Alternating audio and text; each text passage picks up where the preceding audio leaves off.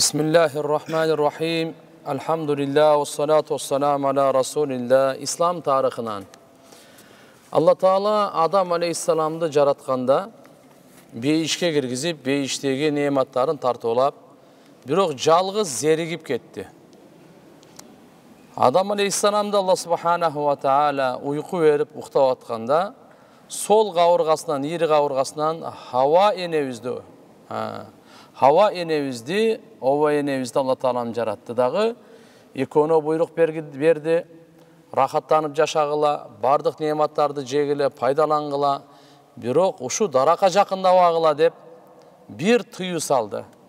Шайтан кандай болбосун ачууланып калган, азгырууга салып, сажда кылдыгында сажда кылбай, ошонун себебинен бейиштен чыгып калгандан кийин азгыруу салып, экөөнө тең ант ичип, мынакей, мен силерге жакшылык каалайм, ушуну эмне үчүн тыюу салды жегенге? Эгерде жей турган болсоңор, силер түбөлүктүү калып каласыңар бул бейиштен деп, ушундай жалган ант менен аларды азгырып, кыскасы жеп алгандан кийин Алла Таала Адам алейхиссалам менен ова энебизди экөөн тең жерге түшкүлө эми, силер будан ары жерде бир мөөнөткө чейин турасыңар, кайра анан бейишке келесиңер, ыйманыңар болсо деп. Мынакей. Пайгамбар саллаллаху алейхи ва саллям мужизасынан Шамаил Тирмизиде келет, Ибн Аббас радыйаллаху анхум айтат, Пайгамбарыбыз сүйлөгөндө тиштеринин арасынан нур чыгып турат эле дейт. Бул пайгамбарыбыздын мужизасынан. Бир фарыз туурасында ата-энеге баш ийүү фарыз, бир учурда гана фарыз эмес, качан алар Алла Тааланын тыйган нерсесине буйрук бере турган болсо, анда ошол учурда баш ийүү фарыз эмес. Бир сүннөт туурасында Кааб ибн Малик радыйаллаху анху айтат, пайгамбарыбыз Мухаммад саллаллаху алейхи ва саллям тамак жегенде 3 манжасы менен жейт эле, колу менен. Жеп бүткөндөн кийин, анан бир аз мисалы май же күрүч калып калса, колун жалап коет эле, акырындык менен. Бул сүннөт.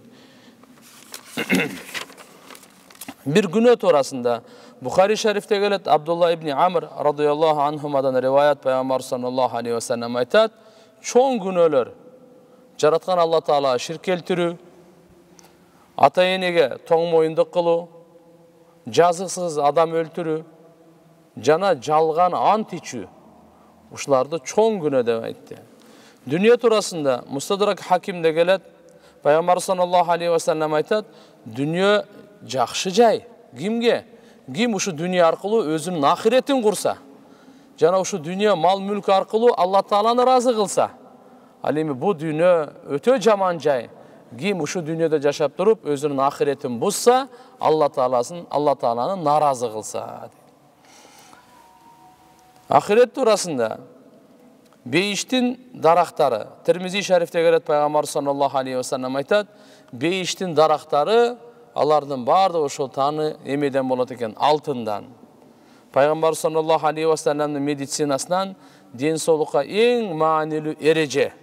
Пайгамбарыбыз айтат, бош идишти толтурган ушунчалык жаман эмес, канчалык ашказанды толтурган жаман. Эгерде ушунчалык эле инсанга зарыл болуп калса, ашказанды толтурганга, анда бир канча эле сындырым тамак же болсо нан жеген ошо жетиштүү эле. Ушунчалык зарыл болсо, ашказанды 3кө бөлгүлө дейт. Бир бөлүгүн тамакка, бир бөлүгүн суусундукка, бир бөлүгүн бош койгонго. Kur'an-ı Kerim'in nasihati, Kur'an'da Allah Teala aytat, ey iman keltirgender, tabiatыңарга bir kaygı, же болбосо ушундай bir сыноо келип калса, ошону жеңилдетүү үчүн Алла Тааладан жардам сурагыла. Сабырдуулук менен, намаз менен. Албетте Алла Таала сабыр кылуучулар менен бирге дейт. Жараткан Алла Таала айткан укка маселелерге амал кылып башкаларга жеткиргенге күч кубат берсин. Амин. Ва ахиру даъвана анил хамдулиллахи rabbil alamin bi rahmatika ya arhamar rahim.